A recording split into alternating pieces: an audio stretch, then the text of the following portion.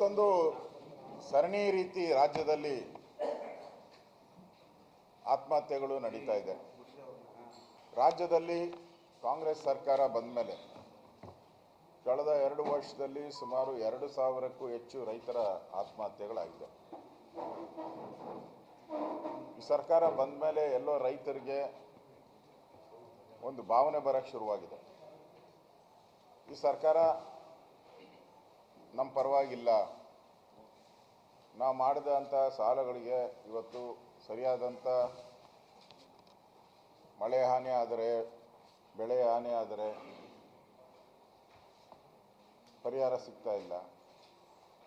ಬಗರುಕುಂ ಸಾಗುವಳಿ ಜಮೀನುಗಳೇನಿದೆ ಅದಕ್ಕೆ ಹಕ್ಕುಪತ್ರಗಳು ಕೊಡ್ತಾ ಇಲ್ಲ. ನೀರಾವರಿಗೆ ಏನು ವ್ಯವಸ್ಥೆಗಳನ್ನು ಮಾಡಬೇಕಾಯಿತು ಅದನ್ನು ಮಾಡೋಕ್ಕೆ ಇವ್ರ ಹತ್ರ ಹಣ ಇಲ್ಲ. ಎಲ್ಲ ಇಲಾಖೆಗಳಿಗೂ ಹಣ ಕಡಿತ ಮಾಡಿದ್ದಾರೆ. ನೀರಾವರಿ ಇರ್ಬೋದು, RDPR ಇರ್ಬೋದು, ಕೃಷಿ ಇರ್ಬೋದು, ಎಲ್ಲ ಇಲಾಖೆಗೂ ಹಣವನ್ನು ಕಡಿತ ಮಾಡಿದ್ದಾರೆ. ಒಂದು 30ರಿಂದ 40% ಹಣ ಕಡಿತ ಮಾಡಿದ್ದಾರೆ.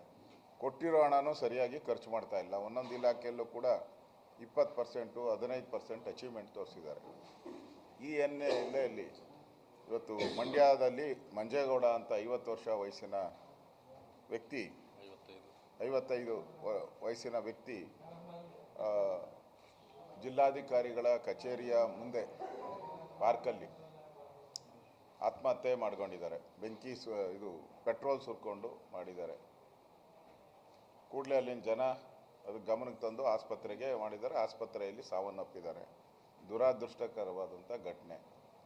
ಅವರು ಸುಮಾರು 7 ಲಕ್ಷ ರೂಪಾಯಿ ಸಾಲ ಇದೆ. ಅವರು ಹಿಂದೆ ಮಾಡಿದಂಥ ಸಾಲ 7 ಲಕ್ಷ ರೂಪಾಯಿ ಬಡ್ಡಿ ಸಮೇತ ಸುಮಾರು 12-13 ವರ್ಷದಿಂದ ಸಾಲ ಮಾಡಿದ್ದಾರೆ. ಅದು ಈಗ 7 ಲಕ್ಷ ಆಗಿದೆ. ಮನೆಯಲ್ಲಿದ್ದಂಥ ಎಲ್ಲ ಒಡವೆಗಳನ್ನು ತೊಗೊಂಡೋಗಿ ಸುಮಾರು 4.5 ಲಕ್ಷಕ್ಕೆ ಅಡಮಾನ ಇಟ್ಟಿದ್ದಾರೆ. ಇಷ್ಟು ಹಣ ಸುಮಾರು 11 ಲಕ್ಷ ಸಾಲ ಮಾಡಿದ್ದಾರೆ. ಮತ್ತು ಅವರು ಬಗರುಕುಂ ಸಾಗುವಳಿಯಲ್ಲಿ ಸುಮಾರು 15-16 ವರ್ಷದಿಂದ ಜಮೀನನ್ನು ಉಳುಮೆ ಮಾಡ್ತಾಯಿದ್ರಂತೆ. ಈಗ ಅಲ್ಲಿ ಹೋಗಿ ಮತ್ತೆ ಉಳುಮೆ ಮಾಡೋಕ್ಕೆ ಹೋದಾಗ ಫಾರೆಸ್ಟ್ ಅವರು ಗಲಾಟೆ ಮಾಡಿದ್ದಾರೆ. ಇದು ಫಾರೆಸ್ಟ್ ಜಮೀನು, ಇಲ್ಲಿ ಬರಬಾರ್ದು ಅಂತ. ಅವನು ನಾನು 17-18 ವರ್ಷದಿಂದ ಉಳುಮೆ ಮಾಡ್ತಾಯಿದ್ದೀನಿ, ನನಗೆ ಬಿಡಬೇಕು ಅಂತ ಅವನ ಡಿಮ್ಯಾಂಡು. ಜಿಲ್ಲಾಧಿಕಾರಿಗಳು ಕಳೆದ 3 ದಿನದಿಂದ ಅರ್ಜಿಯನ್ನು ಕೊಟ್ಟಿದ್ದಾರೆ. ಆದರೆ ಏನು ರಿಪ್ಲೈ ಇಲ್ಲ ಸರ್ಕಾರದಿಂದ. ಇದಕ್ಕೆ ಮನನೊಂದು ಇವತ್ತು ಬೆಂಗಳೂರಿನ ವಿಕ್ಟೋರಿಯಾ ಆಸ್ಪತ್ರೆಯಲ್ಲಿ ಮರಣವನ್ನಪ್ಪಿದ್ದಾರೆ. ನನಗನ್ಸುತ್ತೆ ಈ ಸರ್ಕಾರಕ್ಕೆ ಎಲ್ಲೋ ನಾಚಿಕೆ, ಮಾನ ಮರ್ಯಾದೆ ಏನೂ ಇಲ್ಲ. ಇಷ್ಟೆಲ್ಲ ಘಟನೆಗಳು ಆಗ್ತಾ ಇದ್ದರೂ ಕೂಡ ರಾಜ್ಯ ಸರ್ಕಾರ ರೈತರಿಗೆ ನೆರವಿಗೆ ಬರೋವಂಥ ಒಂದು ಪರಿಸ್ಥಿತಿಯಲ್ಲಿಲ್ಲ. ಒಂದು ಕಡೆ ಉತ್ತರ ಕರ್ನಾಟಕದಲ್ಲಿ ಕಬ್ಬು ಬೆಳೆಗಾರರು ಬೀದಿಗಿಳಿದು ಕಳೆದ 16 ದಿನದಿಂದ ಸ್ಟ್ರೈಕ್ ಮಾಡ್ತಾಯಿದ್ದಾರೆ. ಅವ್ರನ್ನ ಕ್ಯಾರೆ ಅನ್ನೋರಿಲ್ಲ.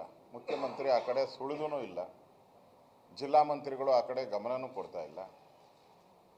ಇನ್ನು ನಾನು ಮತ್ತು ನಮ್ಮ ಛಲವಾದಿ ನಾರಾಯಣ ಸ್ವಾಮಿಯವರು ವಿರೋಧ ಪಕ್ಷದ ನಾಯಕರು ನಾವಿವತ್ತು ಚಾಮರಾಜನಗರಕ್ಕೆ ಹೋಗಿದ್ರಿ. ಅಲ್ಲಿ ಕೆರೆಗಳಿಗೆ ನೀರು ತುಂಬಿಸಿ 2.5 ವರ್ಷ ಆಗಿದೆ. ಹಿಂದೆ BJP ಸರ್ಕಾರ ಇದ್ದಾಗ ಪ್ರತಿ ವರ್ಷ ಕೆರೆಗಳಿಗೆ ನೀರು ತುಂಬಿಸುವಂಥದ್ದು ಕೆಲಸ ಆಗಿತ್ತು. ಸುಮಾರು 213 ಕೋಟಿ ರೂಪಾಯಿ ಹಣನೂ ಕೂಡ ನಮ್ಮ ಸರ್ಕಾರ, BJP ಸರ್ಕಾರ ಇದ್ದಾಗ ಬಸವರಾಜ ಬೊಮ್ಮಾಯಿಯವರು, ಯಡಿಯೂರಪ್ಪನವರು ಹಣ ಕೊಟ್ಟಿದ್ದರು. ಈಗ 2.5 ವರ್ಷದಿಂದ ನೀರು ಕೊಡ್ತಾ ಇಲ್ಲ. ಅಲ್ಲೂ ಕೂಡ ಇವತ್ತು ದೊಡ್ಡ ಹೋರಾಟ ಮಾಡಿದ್ದೀರಿ, ಪಾದಯಾತ್ರೆ ಮಾಡಿದ್ದೀರಿ. ಯಾರು ಅಧಿಕಾರಿಗಳು ಒಬ್ಬರೂ ಸ್ಪಂದನೆ ಮಾಡ್ತಾ ಇಲ್ಲ, ಒಬ್ಬ ಮಂತ್ರಿನೂ ಸ್ಪಂದನೆ ಮಾಡ್ತಾ ಇಲ್ಲ. ಕಾಡಾನೆ ಹಾವಳಿಗಳಾಗ್ತಾ ಇದೆ. ಮಾನವ ಮತ್ತು ಮೃಗಗಳ ಸಂಘರ್ಷ ನಡೀತಾ ಇದೆ.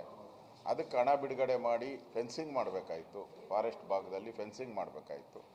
ಮತ್ತು ಫಾರೆಸ್ಟ್ ಅಂಚಿನಲ್ಲಿರುವಂಥ ಹಳ್ಳಿಗಳಿಗೆ ಅವರಿಗೆ ಸರಿಯಾದಂಥ ಒಂದು ಸೌಲಭ್ಯಗಳನ್ನು ಕೊಡಬೇಕಾಗಿತ್ತು.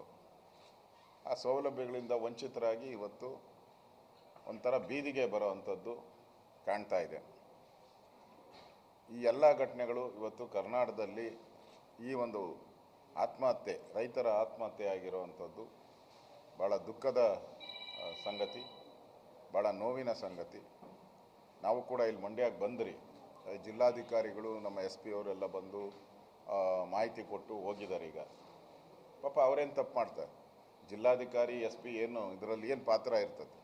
ಆದರೆ ಇದು ಸರ್ಕಾರ ಅವರಿಗೆ ಸ್ಪಂದನೆ ಮಾಡಿದರೆ ಈ ಪರಿಸ್ಥಿತಿ ನಿರ್ಮಾಣ ಆಗ್ತಾ ಇರಲಿಲ್ಲ. ಇವತ್ತು ನೇರ ಕಾರಣ, ಈ ಸಾವಿಗೆ ನೇರ ಕಾರಣ ಸರ್ಕಾರನೇ. ಸರ್ಕಾರದ ಬೇಜವಾಬ್ದಾರಿತನದಿಂದ ಈ ಸಾವು ಆಗಿದೆ. ನಾನು ಈ ಸರ್ಕಾರನ ಕೇಳ್ತೀನಿ, ಇನ್ನೆಷ್ಟು ರೈತರ ಸಾವನ್ನು ನೋಡೋಕ್ಕೆ ನೀವು ಅಧಿಕಾರದಲ್ಲಿ ಕೂತಿರ್ತೀರ? ಬರೀ 2.5 ವರ್ಷದಲ್ಲಿ ಬರೀ ಅಧಿಕಾರ ಕಚ್ಚಾಟ. ನಾನು ಮುಖ್ಯಮಂತ್ರಿ, ನೀನು ಮುಖ್ಯಮಂತ್ರಿ, ನೀನು ಮುಖ್ಯಮಂತ್ರಿ, ನಾನು ಮುಖ್ಯಮಂತ್ರಿ. ಈ ಜೂಟಾಟ ಆಡ್ತಾರಲ್ಲ, ಮ್ಯೂಸಿಕಲ್ ಚೇರ್ ಹಂಗೆ DK ಶಿವಕುಮಾರು, ಸಿದ್ದರಾಮಯ್ಯ, ಓಡೋದು. ಮ್ಯೂಸಿಕಲ್ ಚೇರ್ ಓಡ್ತಾನೇ ಇದೆ ಹೊರತು ಇನ್ನೂ ಯಾರೂ ಕೂತ್ಕೊಂಡೇ ಇಲ್ಲ ಸರಿಯಾಗಿ. ಈ ಮ್ಯೂಸಿಕಲ್ ಚೇರಲ್ಲಿ ರಾಜ್ಯದ ಜನ ಪಾಡು ಒಂದು ರೀತಿ ಬೀದಿಗೆ ಬರೋ ಪರಿಸ್ಥಿತಿ ಬಂದಿದೆ. ಅದರಿಂದ ಈ ಸರ್ಕಾರಕ್ಕೆ, ಇಲ್ಲಿ ಮಂಡ್ಯದಲ್ಲಾಗಿರೋ ಈ ಮಂಜೇಗೌಡರ ಏನು ಆತ್ಮಹತ್ಯೆ, ಅದು ಬೆಂಕಿ ಇದು ಸುರ್ಕೊಂಡು ಪೆಟ್ರೋಲ್ ಸುರ್ಕೊಂಡು ಮಾಡ್ಕೊಂಡಿದ್ದಾರೆ. ಇದು ಸರ್ಕಾರ ನಿರ್ಲಕ್ಷ್ಯಕ್ಕಾಗಿರೋದು. ಸರ್ಕಾರನೇ ಈ ಸಾವಿಗೆ ನೇರ ಕಾರಣ ಅಂತ ನಾನು ಹೇಳೋಕ್ಕೆ ಇಷ್ಟಪಡ್ತೇನೆ. ಓಕೆ, ಈಗಾಗಲೇ ನಾನು ಜಿಲ್ಲಾಧಿಕಾರಿಗಳಿಗೆ ಹೇಳಿದ್ದೀನಿ, ಅವ್ರಿಗೆ 5 ಲಕ್ಷ ರೂಪಾಯಿ ಪರಿಹಾರ ಕೊಡುವಂಥದ್ದಕ್ಕೆ ಈಗಾಗಲೇ ಪ್ರಪೋಸಲನ್ನು ಕಳಿಸಿದ್ದೀನಿ ಅಂತ ನಾನು ಹೇಳಿದ್ದೀನಿ ಜಿಲ್ಲಾಧಿಕಾರಿಗಳಿಗೆ, SP ಅವ್ರಿಗೆ. ಇಮಿಡಿಯೇಟಾಗಿ ಅವ್ರಿಗೆ ಹಣವನ್ನು ತಲುಪಿಸಿ ಅಂತ ಮಾತನ್ನು, ಅದಕ್ಕೇನು ಕೊಯ್ರಿ ಹಾಕಕ್ಕೆ ಹೋಗ್ಬೇಡಿ, ಇಮಿಡಿಯೇಟಾಗಿ ಕೊಡಿ ಅಂತ ಹೇಳಿದ್ದೀನಿ. ಇಮಿಡಿಯೇಟಾಗಿ ಕೊಡ್ತೀನಿ ಅಂತ ಹೇಳಿದ್ದಾರೆ.